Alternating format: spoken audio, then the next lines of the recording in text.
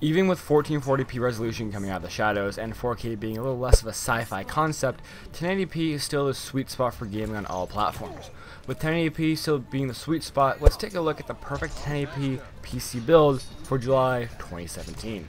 The Ryzen 5 1600 is awesome. The Ryzen 5 series is absolutely great. The CPUs do great when paired against the i3 or even the i5 CPUs. The only thing they can't do is live stream, and with this one, you could probably try live streaming a few times.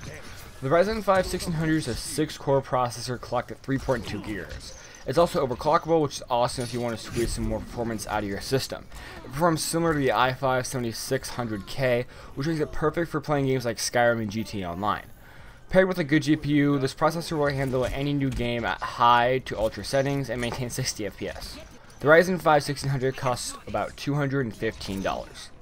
The biggest problem with Ryzen CPUs is the lack of motherboards, but ASUS has really taken the helm at this corner of the market, and they have multiple motherboards for great prices.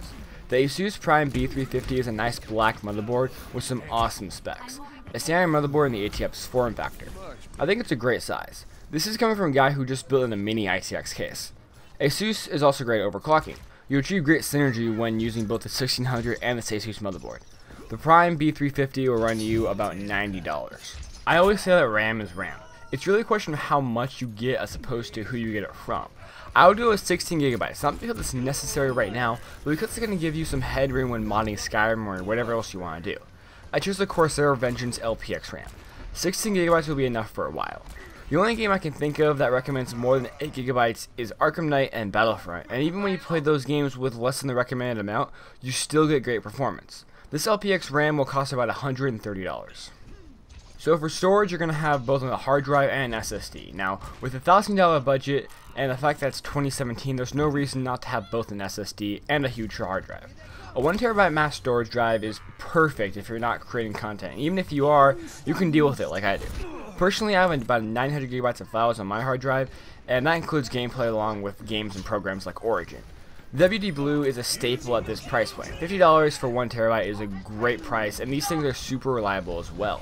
The SSD, on the other hand, is one that I actually just ordered for my second SSD for my main rig. The SanDisk Plus 240GB is a super speedy storage drive. I also think 240GB is a good place for an SSD.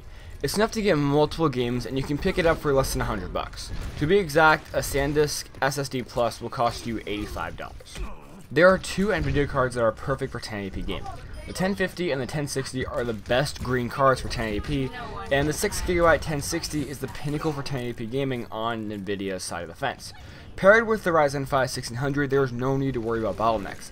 The 1060 also includes shadow play when as a part of GeForce Experience. If you want to record your sweet collateral or start creating content, you can do so with shadow play. The 1060 is really the best card to play games at 1080p. I think that anything above the 1060 is going to be off the mark for the goal of this build. I always recommend MSI stuff, so the MSI GTX 1060 will run you about $260. Personally, I really like the higher end cases in this budget. Fantex is also a great company, and I really like all their products, so using the Fantex P400 is a no-brainer for me. The mid-tower case is a standard for everything. The case is something very personal though. If you have a case that you like, go ahead and go with that one. There's no RGB lighting or anything in this build, so coloring is not a factor. But if you don't know what case to buy, the Fantex P400 is a great choice. Fantex is not known for their perfect pricing, but I would definitely pay $80 for a Fantex product. Lastly, we have the power supply, and I think Corsair is the absolute king when it comes to power supplies. This is where they started. PSUs are what they're known for, and they are great at it. The V500 is an 80 plus bronze certified with 500 watts and features a thermally controlled fan, which I actually love. It not only keeps the PC quiet at night, but when it's not being used, it scales to the needed power of the system at the time. It's a small quality of life thing, but it makes a big difference. The V500 will run you about $60. That's $1,000 of PC parts right there, and it's a great 1080p PC build. And the 1060 can actually dabble in a little bit of VR as well, so if you want to try that, you can definitely try some VR with that 1060 and Ryzen 5. With that, my name is Vince. Go ahead and like, dislike, then go in the comments down and tell me why you rate it like you did, and I'll see you guys in the next video.